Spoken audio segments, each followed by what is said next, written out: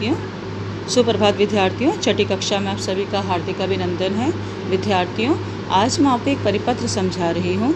इस परिपत्र में हमारे करीब 8 प्रश्न हैं और ये 8वां प्रश्न मैं आपको पिछली कक्षाओं में समझा चुकी हूँ, अर्थात ये एक प्रकार से पुनरावृत्ति है। तो आइए समझते हैं। बच्चों, इस हर प्रश्न का आपको एक एक या दो दो पार्ट करवाया जाएगा, बाकी आपका होमवर्क होगा। यह परिपत्र वास्तव में आपका होमवर्क है, गृह कार्य है। हर प्रश्न का एक एक भाग ही आपको समझाया जाएगा। अब देखिए प्रश्न एक, वर्ण विन्यास करो। वर्ण विन्यास मीन्स वर्णों को तोड़ना, वर्णों को अलग अलग करना। जब हम स्वर और व्यंजन को अलग अलग करते हैं तब उसे वर्ण विन्यास कहा जाता है। अब जैसे देखेंगे, जैसे कपोतः में हमने स्वर अलग करना है और व्यंजन अलग करना है। सबसे पहले व्यंजन निकाला हमने, क है, समझाया जा चुका है पिछली कक्षाओं में आपको वर्ण विन्यास।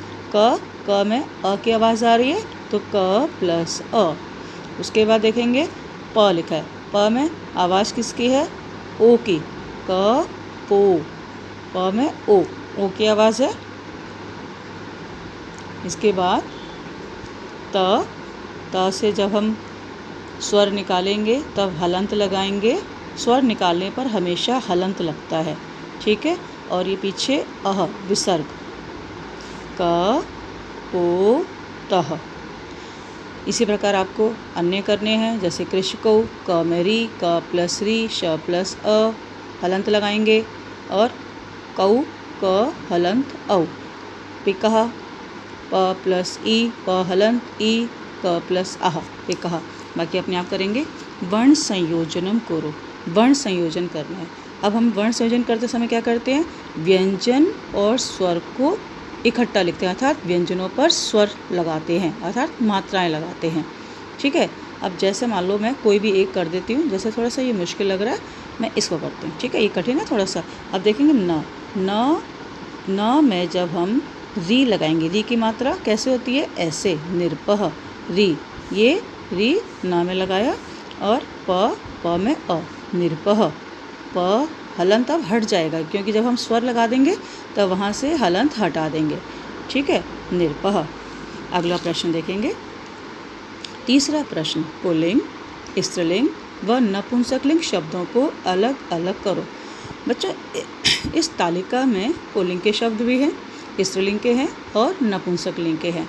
आपको बताया जा चुका है पुल्लिंग जिसमें अ में विसर्ग लगा हो, पुल्लिंग वानरः, अश्वः, गर्दभः, अजः। नपुंसकलिंग जिसमें माँ लगा होता है, माँ में हलन, कंदुकम, फलम, पुस्तकम, गृहम। आ की मात्रा वाला स्त्रीलिंग नासिका, लता, रमा, ठीक है, माला आदि, मक्षिका आदि।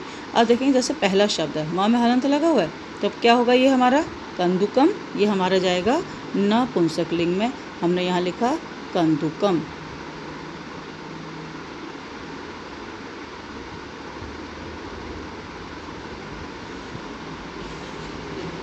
वानरः, अ में विसर्ग है, पुल्लिंग वानरः।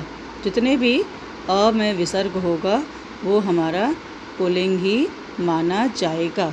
आ, बड़ा आ, नासिका, नासिका, लता, रमा, वसुधा, देविका। आप अपनी कक्षा में भी देखेंगे जितने भी आ, बड़ी आ की मात्रा, स्त्रीलिंग में आ की मात्रा आती है, ठीक है, शारदा आदि। अब देखेंगे अगला प्रश्न, प्रश्न 4, एक वचन, द्विवचन व बहुवचन के शब्दों को अलग अलग करो।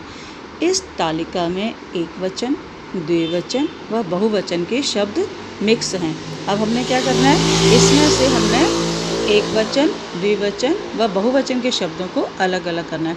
बच्चों, हम पिछली कक्षा में पढ़ चुके हैं एक वचन, द्विवचन और बहुवचन के शब्दों को, ठीक है। जैसे देखेंगे, अब पुल्लिंग है, जैसे ये पुल्लिंग में कपोतः, कपोतौ, कपोतः, एक कबूतर, दो कबूतर, अनेक कबूतर, ये हमारे पुल्लिंग के शब्द हैं। स्त्रीलिंग में क्या होता है, लता, लते, लतः, ये स्त्रीलिंग के शब्द हैं। एक लता, दो लताएं, अनेक लताएं। नपुंसकलिंग में फलम, फले, फलानी, एक फल, दो फल, अनेक फल, ये हमारे नपुंसकलिंग के। तो पुल्लिंग में अह, औ, आह, स्त्रीलिंग में आ, ए, आह, और नपुंसकलिंग में अम, ए, आदि, राइट। अब हम इनमें से एक वचन, द्विवचन वह बहुवचन के शब्दों को अलग अलग करेंगे। इसमें हमारे पुल्लिंग, स्त्रीलिंग और नपुंसकलिंग तीनों लिंगों के ही शब्द हैं। अब देखें जैसे फलानी है, आपने पढ़ा हुआ पुस्तकम पुस्तके पुस्तकानी, फलम फले फलानी, आनी मीन्स बहुवचन। तो हम यहाँ लाएंगे इसको, फलानी को हम यहाँ लाएंगे फलानी। गायिका, आ की मात्रा एक वचन, गायिका।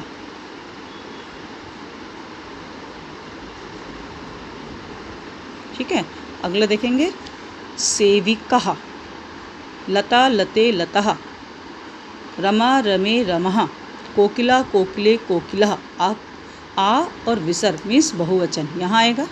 द्विवचन ये क्या है हमारा, औ लग रहा है, बालकः बालकौ, तो ये क्या आएगा हमारा, जनौ यहाँ आएगा।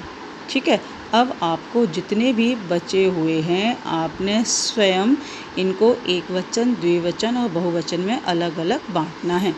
अगला प्रश्न देखेंगे, प्रश्न 5, स्वर व व्यंजन अलग अलग करो।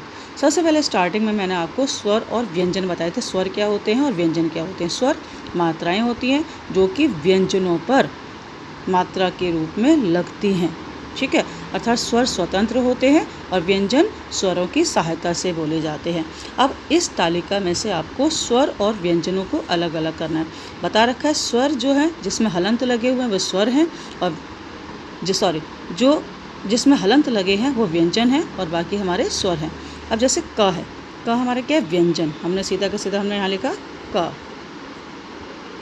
आगे देखेंगे अ, ये हमारा मात्रा है, स्वर स्वतंत्र हैं अ, बाकी आप अपने आप निकालोगे। ल, अभी बताया मैंने, जिसमें हलंत लगा हुआ है वो हमारा व्यंजन है और मात्राएं हमारे स्वर के अंतर्गत आती हैं। अगला प्रश्न देखेंगे बच्चों, प्रश्न 6 देखेंगे, निर्देशानुसार लिखो। निर्देशानुसार लिखना, अर्थ सहित लिखना है, अर्थ के साथ। 5 अंगों के नाम। बच्चों आपने पाठ 2 में आपने अंगों के नाम पढ़े हैं। अब 5 अंगों के नाम बहुत सारे, कर्णः, उदरम, पादः, हस्तः, 5 अंगों के, कोई भी 5 अंगों के नाम। जैसे मान लो मैंने लिख दिया यहाँ पर उदरम लिखा, पहला लिखा हमने उदरम, एक लिख रही हूँ, बाकी आप अपने आप लिखोगे। उदरम, उदरम मीन्स क्या होता है, पेट। हस्तः, पेट, तो आगे मस्तकम, माथा आदि अपने आप लिखेंगे। बाकी आगे देखेंगे 5 गृह वस्तुओं के नाम, 5 घर की वस्तुओं के नाम। कोई भी 5 घर की वस्तुओं के नाम, जैसे मानो मैंने लिख दिया यहाँ पर पुष्प पात्रम, पुष्प पात्रम, गुलदस्ता, पुष्प पात्रम, पुष्प पात्रम।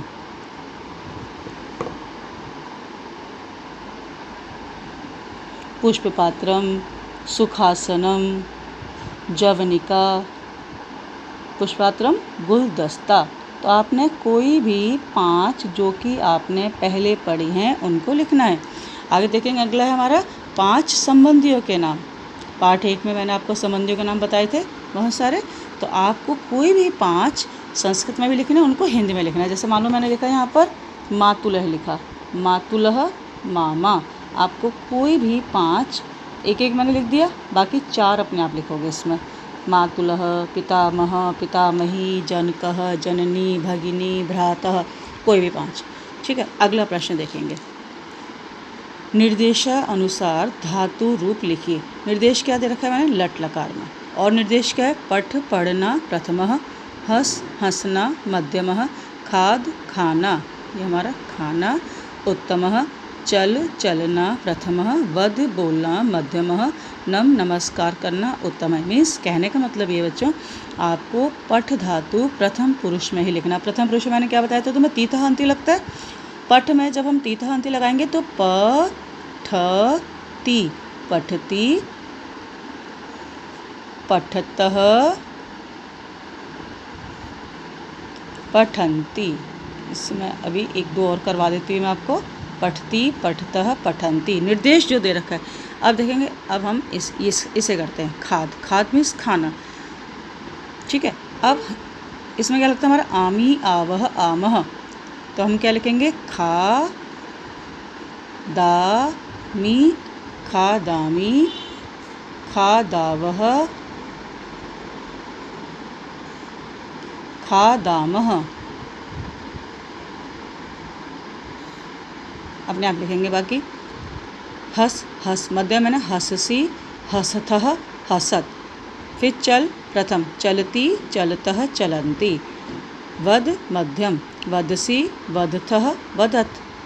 नम उत्तम, एक और लिखती हूँ मैं, नम उत्तम में क्या होता है, आमी, न मा मी नमामि, नमावः आमी आवः आमः, नमामि नमावः न मामः। अगला देखेंगे। अगला प्रश्न, प्रश्न 8, वर्ग पहेली से 5 पुल्लिंग शब्द छांट कर लिखो। ये एक वर्ग पहेली दे रखी है, इसमें से आपको 5 पुल्लिंग शब्द निकालने हैं। ठीक है, कैसे निकालोगे? अब मुझे दिखाई दे रहा है, आपको बता रखा है जहाँ पर विसर्ग लगी होती है पुल्लिंग शब्द होता है। ठीक है, जैसे ये पादपः, पादपः नंबर 1 लिखा हमने, पादपः, पादपः। और फिर इसका अर्थ भी लिखना है। अर्थ में क्या लिखोगे? जैसे पौधा, पादपः पौधा। इस प्रकार आपको इस प्रश्न 8 से पुल्लिंग शब्दों को छांट कर लिखना है 5, जैसा अब दिखाई दे रहा है, दर्पणः। और ढूंढो, और अपने आप ढूंढोगे। पादपः, दर्पणः, कृषकः, देवालयः, और 1-2 और जो भी नज़र आते हैं। 5 लिखने हैं टोटल, 1 में लिख चुके, 1 2 3 4 और अपने आप लिखने हैं। तो विद्यार्थियों, ये जो मैंने आपको जो परिपत्र समझाया है, ये समझाने का उद्देश्य यही है कि आपको अच्छी तरह से समझ आ जाए, क्योंकि पहली बार आप संस्कृत पढ़ रहे हो, कोई परेशानी नहीं आनी चाहिए, और जहाँ भी परेशानी आती है आपको मेरे से पूछना है। ठीक है बच्चों, आशा आपको ये परिपत्र समझाया हुआ समझ आ गया होगा। अगर कोई परेशानी होती है तो मेरे से पूछें। धन्यवाद।